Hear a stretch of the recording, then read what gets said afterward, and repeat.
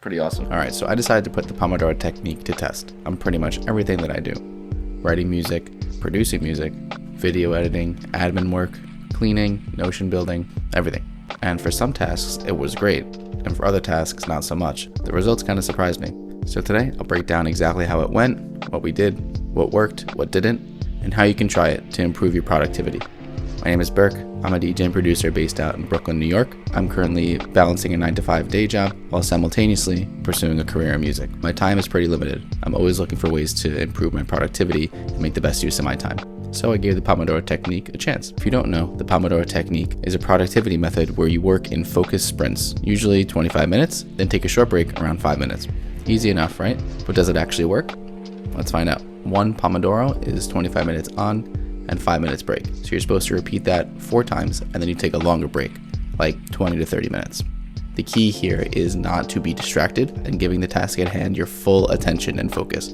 So no phones, no distractions, no notifications, just you and the work.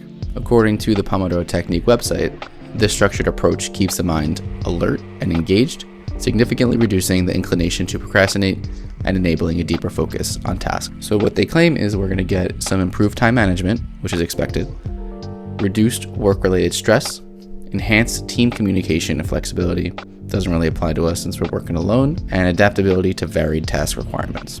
So first up is admin work and Notion building. This is the stuff that usually takes me forever because I always get distracted. Emails, organizing projects, submitting demos, planning content, it seems to never end.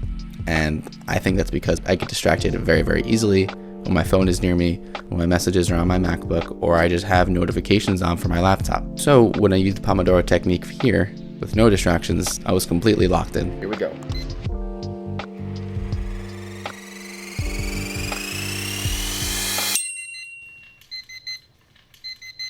Pretty awesome. Let's get some coffee, maybe check on the chili.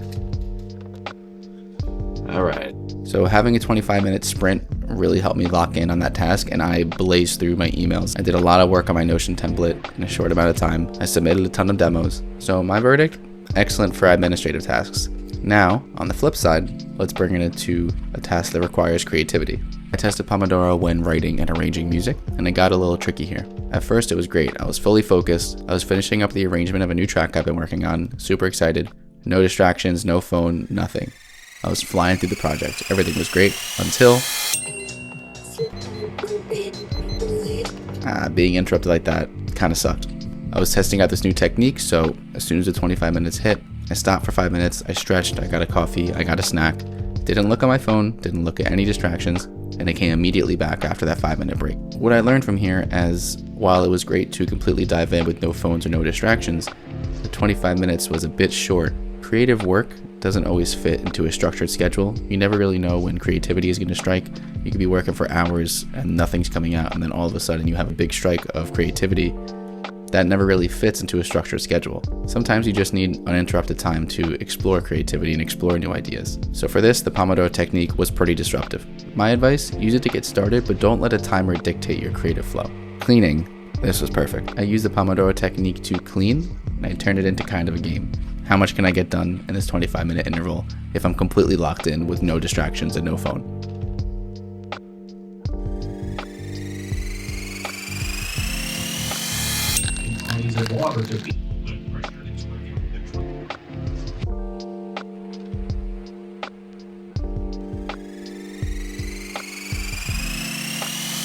And cleaning felt kind of fun. I powered through it. I cleaned my entire apartment in like 3 Pomodoros.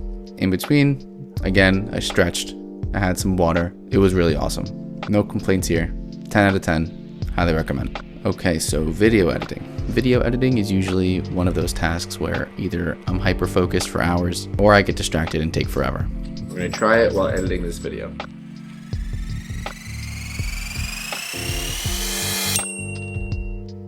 Pomodoro helped me break it up into chunks so I didn't really burn myself out, but I still got a lot done. However, with that being said, it was a very similar issue to creating music where when I was deep in creative work and then all of a sudden,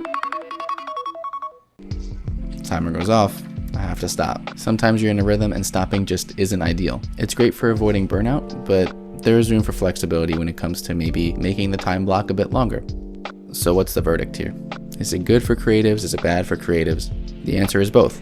This technique was great for tasks with clear start and stop points, sending out emails, administrative work, cleaning, even video editing to an extent. But for creative work, I feel like you gotta be a bit more flexible.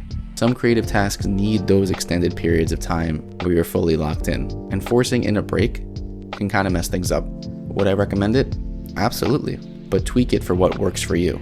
The Pomodoro Technique website, it says, while the traditional Pomodoro is set for 25 minutes, the technique's real power lies in its ability to be tailored to the nature of the task, whether it requires intense concentration or more creative free-form thinking. That really aligns with what I experienced. So what I'm thinking is maybe I'll keep the 25-minute blocks for administrative work, sending out emails, but for more creative tasks, I'm going to extend that 25-minute window to maybe something like 45 minutes. I'm going to keep at this. I like how efficiently I worked with no distractions and just fully putting my mind to the task at hand and being a bit more structured. If I can find that sweet spot in between keeping structure for creative tasks but not interrupting myself, I think this could be very useful. Have you tried this technique before? What are your thoughts on it? You agree? Disagree?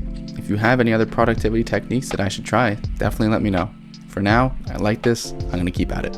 If you like this video, please drop a like, subscribe, share it with a friend, leave a comment. Stay creative. Thanks for watching. I'll see you next week.